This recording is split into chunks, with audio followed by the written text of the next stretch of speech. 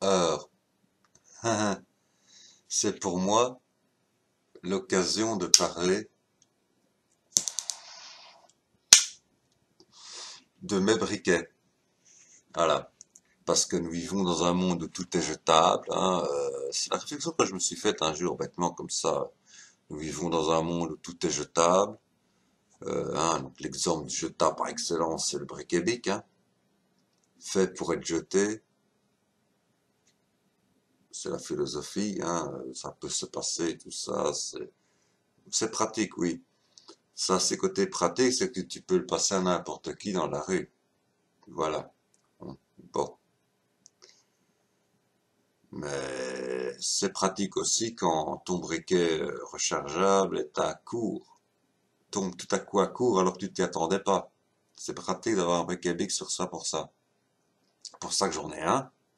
C'est au cas où mon briquet rechargeable me lâche en pleine journée alors que je suis dehors. Ou en pleine matinée alors que je bois mon café au bar.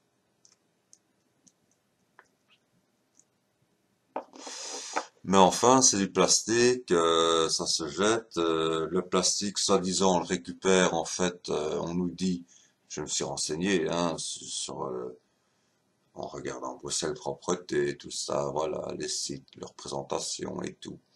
Alors ils mettent, oui, nous avons un contrat avec la Chine. Seulement, on apprend que la Chine, depuis déjà les années 2000 et quelques, n'accepte plus les déchets en plastique d'où qu'ils viennent.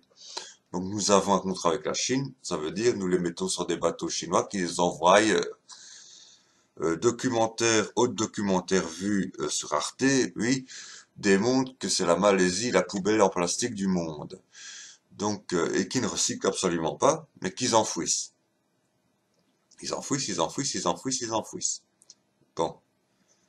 Euh, En fait, c'est pas de la faute du consommateur. C'est pas de la faute du consommateur. C'est pas de notre faute à nous, consommateurs, qui consommons du plastique. C'est de la faute à ceux qui ne recyclent pas le plastique, qui pourtant est aux normes de recyclabilité. Hein, on a des matériaux spéciaux, spécialement recyclables. Toutes les entreprises les utilisent, ces matériaux-là, et il n'y en a pas un qui est capable de recycler ce plastique. Parce que ça revient plus cher que de faire du nouveau plastique. Bah oui. Résultat, ça va en Malaisie. Et comme par hasard, c'est sur la route de la Chine, de ces bateaux chinois sur lesquels embarquent nos plastiques européens, que se trouve le continent de plastique, comme on le nomme, c'est-à-dire en plein océan Indien, hein, voilà, cette mer de plastique qu'il y a dans l'océan Indien. Bon, c'est comme par hasard sur la route, donc ils dégazent en plein chemin, quoi. Ils vont même pas jusqu'à la Malaisie. Si la Malaisie les refuse, ah ben ils retournent et ils dégazent, ils déplastifient, dirons-nous, en plein chemin. Bon, génial, hein. Je crois que la faute, c'est Bruxelles Propreté, de fait, pour Bruxelles. Parce qu'ils nous font payer, ils nous disent de trier nos déchets pour que ça puisse être recyclé, et ils les envoient à des gens, ils les donnent, ils ont des contrats avec des gens dont ils savent pertinemment que ces gens ne recyclent absolument au 0% de nos déchets. Et le reste part dans les incinérateurs. Et on dit c'est recyclé chez nous. En fait, c'est recyclé, c'est-à-dire transformé en énergie électrique par l'incinérateur. Hein. Bon.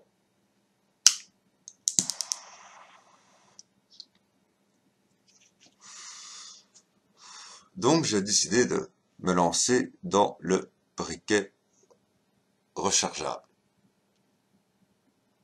Et le premier que j'ai pris, c'est le plus sale. Le plus sale parce que au pétrole, vous aurez compris de quoi je parle, du fameux briquet Zippo. Voilà. Alors, un bon exemple de briquet Zippo, j'en ai trois. J'en ai trois de briquets Zippo. Mais bon, je, je pensais que c'était une alternative valable, hein. C'est valable, hein. Ça reste valable, hein. Voilà, Zippo, hein. Je ne sais pas si... Voilà, on le voit là. Zippo. On le devine plus qu'on ne le voit.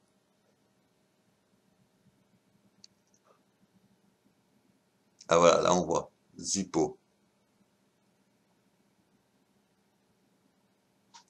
Zippo, fabriqué en Pennsylvanie, oui, à Bradford, made in USA. Pennsylvanie, premier État du monde à avoir, premier État, pas du monde, mais des États-Unis, qui dès sa création a interdit l'esclavage. Donc là, c'était clair. Et on comprendra donc pourquoi c'était la ville où il y avait enfin la ville, le pays, la Pennsylvanie, était le pays était l'État américain avant l'unification des États-Unis, avant même l'unification des États-Unis d'Amérique, qui dès la période coloniale comptait le plus d'habitants parce que l'esclavage y était interdit, donc tout le monde y allait. Tous ceux qui étaient potentiellement esclaves pouvaient y aller, s'y rendaient. Il y a énormément d'Indiens et tout ça, donc c'est hein, très connu.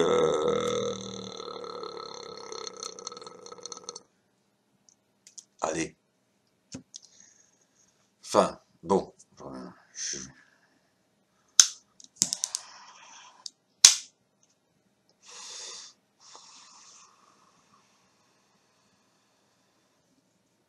maintenant je reviens plus sur le nom de cette ville. Mais enfin bon, mais donc, City of Brotherly Love, hein, la ville de l'amour fraternel, comme on dit, donc je ne sais plus quelle ville c'était, si c'était Bradford ou une autre, je crois que c'est pas Bradford, c'est une autre. Ou Brady, Bradford, ce serait Brady, City of Brotherly Love. Ah, je ne sais plus, je ne sais plus, je ne sais plus, je ne sais plus. Enfin donc, et donc du coup, voilà. Voilà. Bon, très bien. Voilà, très bien.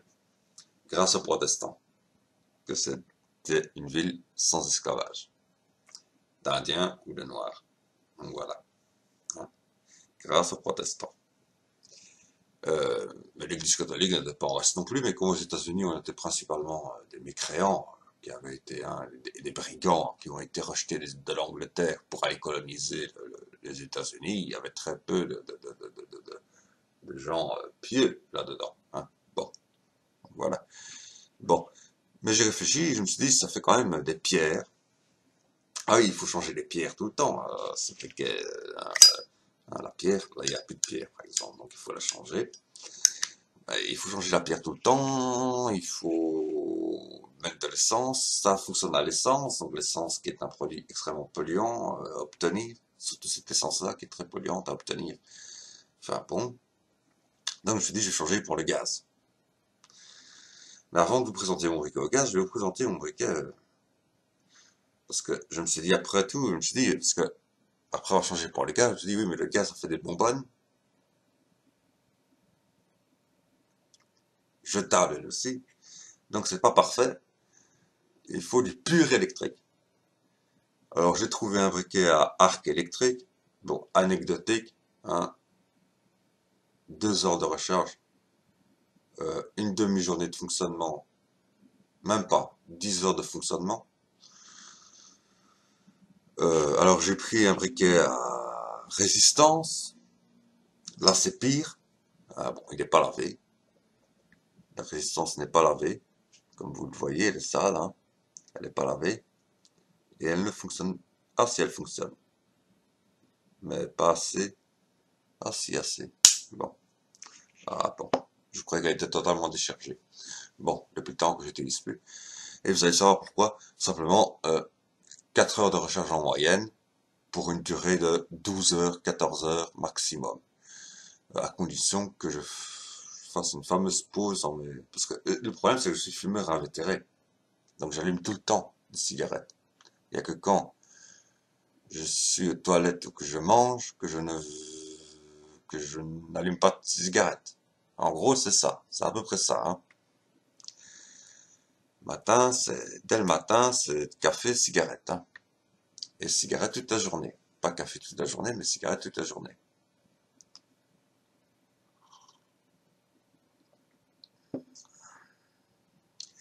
Et donc, je suis revenu au gaz, avec un achat d'un deuxième modèle de briquet du même modèle que j'avais avant, et j'expliquerai pourquoi.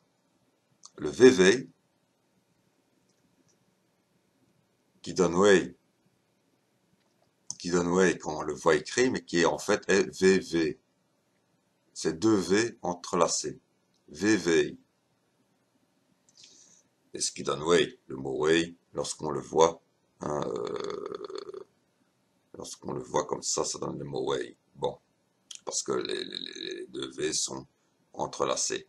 Bon, trouvable sur un magasin que je ne citerai pas puisque je cite le nom des marques de mes briquets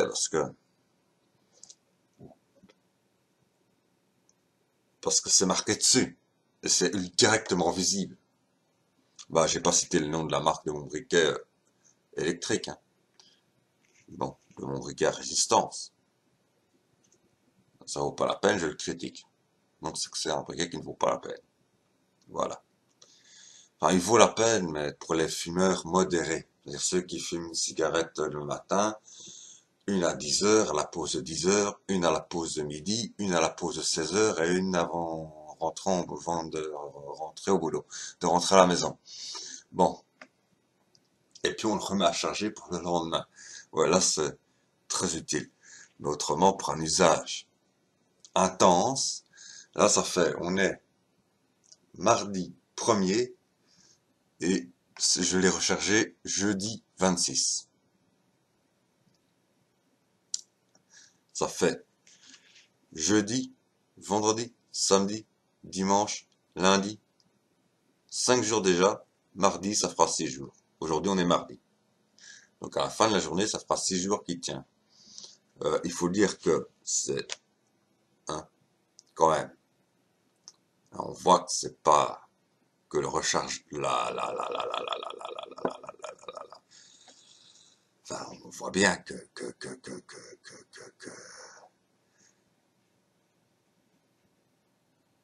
ça recharge bien, quoi. Hein, qu'il y a une bonne quantité de gaz dedans. Il y a une bonne quantité de gaz dedans.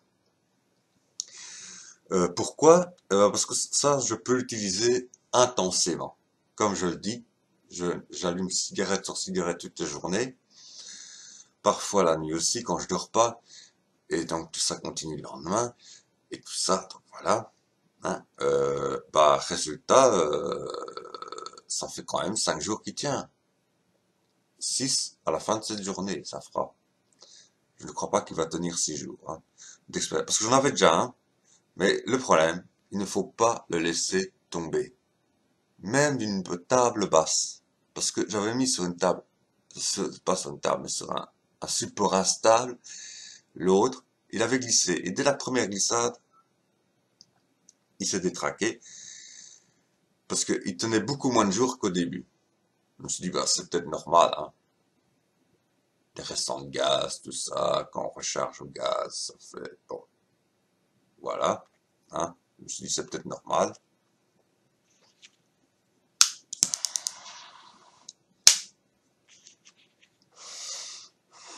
Alors, vous allez remarquer, j'ai acheté un à 3 jets.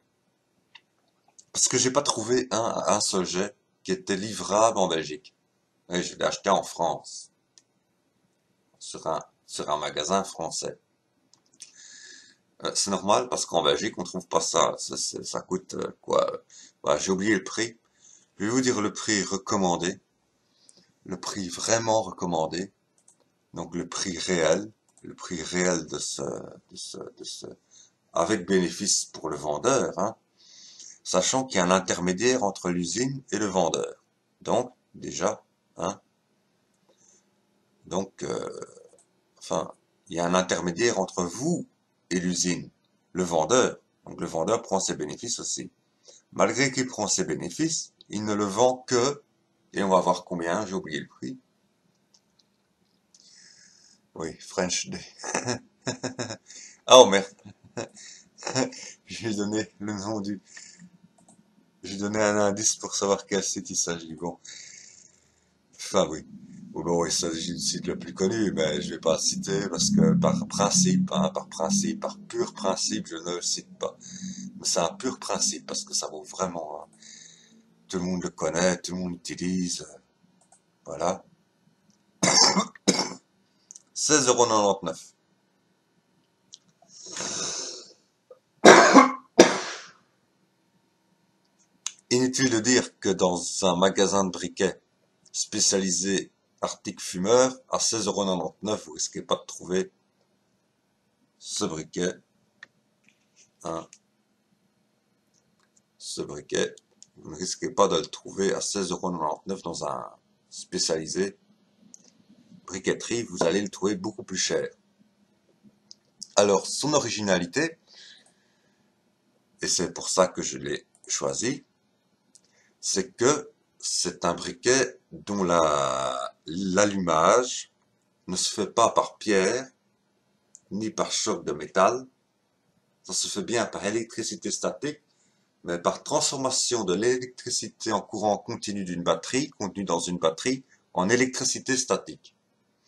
Et on la recharge en électricité courant continu via le port USB ici.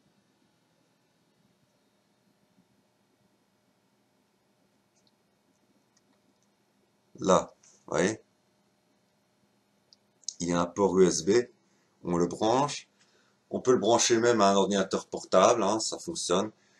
Ça prend 40 et quelques minutes pour plusieurs semaines, 2-3 semaines, 2 semaines, 3 semaines, où on pourra l'allumer autant de fois qu'on voudra, sachant qu'à mon allure, ça s'allume très souvent, surtout que mes cigarettes, c'est souvent du tabac que je fume, parfois des vraies cigarettes, parfois des cigarillos, et parfois des Senoritas, c'est-à-dire des Made in Belgium, hein, Made in Belgium, voilà. Je vais pas citer non plus, voilà, je vais pas citer non plus. Toute publicité pour les produits du tabac sont interdits, donc ceci n'est pas considéré comme une publicité.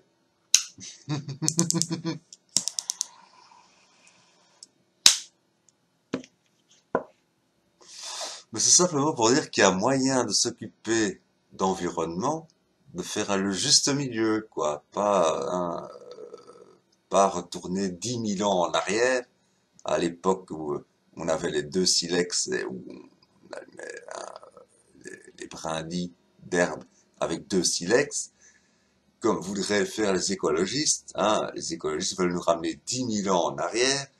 Il y a moyen, grâce aux nouvelles technologies, hein, ça c'est un pur produit de la nouvelle technologie, quoi.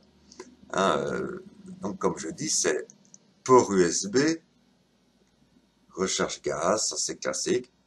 Hein, bon.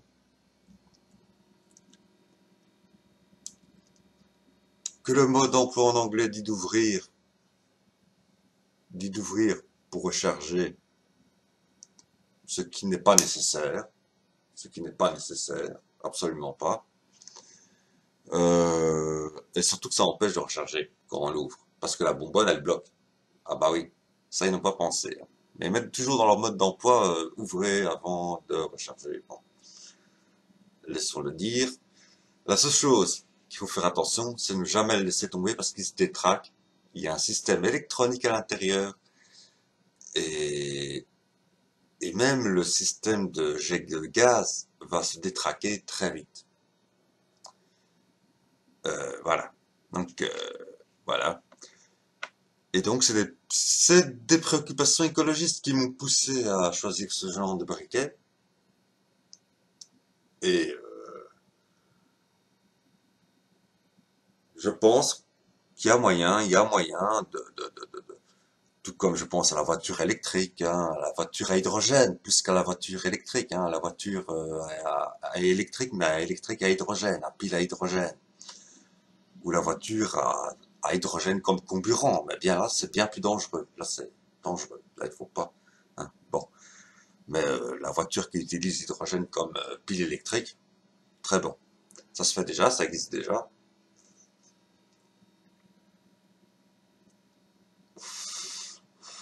Et donc, et l'avion, on peut penser à l'hydrogène comme comburant, comme, comme combustible plutôt, comme combustible.